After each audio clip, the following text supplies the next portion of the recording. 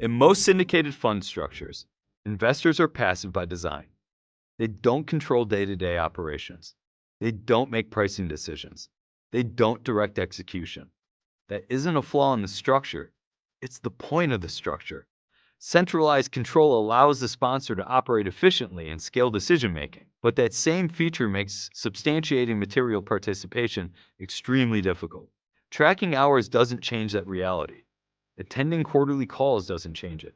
Reviewing reports, responding to emails, or participating in occasional discussions doesn't change it either. If you don't control the operation, you don't control the tax outcome.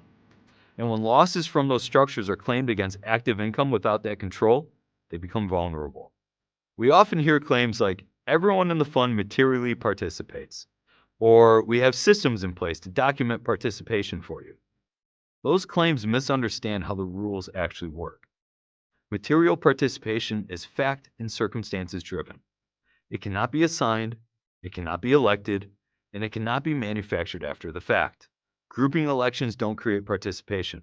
They only aggregate activities that already qualify. Documentation can support reality, but it cannot replace it. If the reality isn't there, the paperwork doesn't save you. And when participation is asserted based on structure rather than substance, the risk doesn't disappear. It just gets deferred. The consequences of this misunderstanding rarely show up immediately.